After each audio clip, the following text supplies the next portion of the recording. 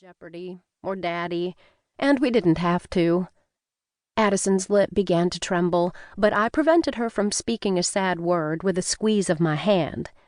I refused to allow the Bell melancholy to settle over us and intrude on this wonderful day. Addison Lee, you look every bit a dream. Frank Harlow is a lucky man. But never forget, even when you change your name, you will always be a Bell. And that means something special, to Locksley and to me. Locksley nodded and smiled broadly beside me. I will not forget that, Harper. I could never forget my sisters, and I won't be far away. You can visit me any time you like, both of you. In fact, I insist on it. Promise me? Promise you will come next week for tea or for lunch? Locksley and I hugged her, and I clung to them so tightly it surprised me. How could I let either of them go when it had been my job to take care of them? I'd been doing it for so long, just like Daddy would have wanted, and like Mama always expected me to. But Addison loved her Frank, and he most assuredly loved her.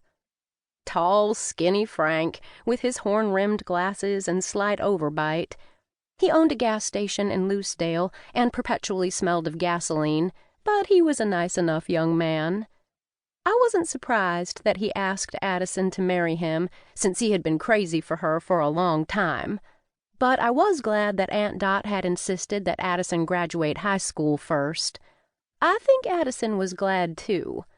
Now the only one left in school was Locksley. I had been out for 2 years now, but still hadn't left for college. For some reason, I dithered. I hesitated. In the back of my mind, I told myself that it was responsibility that slowed me down. How could I leave Locksley and Addison without safely depositing them into their futures? But that wasn't the truth. I hid myself away here at Summerleigh for entirely selfish reasons. Because I didn't want to face a world without Jeopardy Bell in it. And if I stayed here, I would never have to think about Ben's secret. I wouldn't be tempted to tell anyone. I could never do that. As we hugged, I pretended Jeopardy was with us too, that she was holding us and smiling, her wild hair in an unruly cloud around her face. Maybe she was. I didn't see ghosts on a regular basis, not like Locksley, but I imagined Jeopardy hovering near us now, as I often did. What silly things would she say if she were here? What words of advice would she want to impart to Addison? I struggled for the appropriate words, the right encouragement to share with Addie, but I could think of nothing. Nothing that wouldn't make us all weepy at the prospect of being separated forever. And we would be.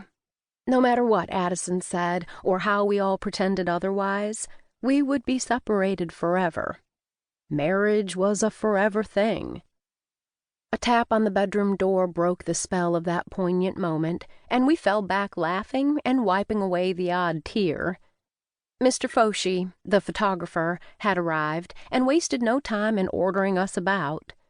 Addison's small room had been beautifully decorated for the bridal photo shoot, but we were taking some photos outside, too.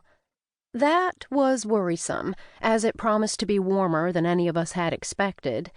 November was normally much cooler than this, but I wouldn't complain. I would sweat and smile and be happy for Addison. Today would be perfect for her.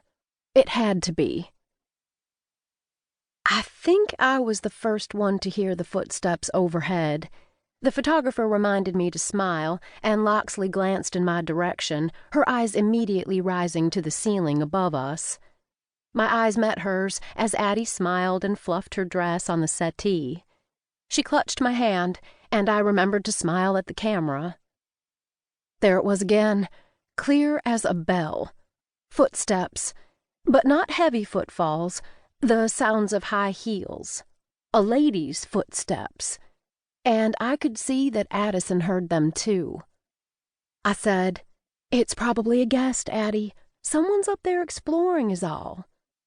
Locksley began to shake her head as if she disagreed with me, but I frowned at her in an attempt to remind her that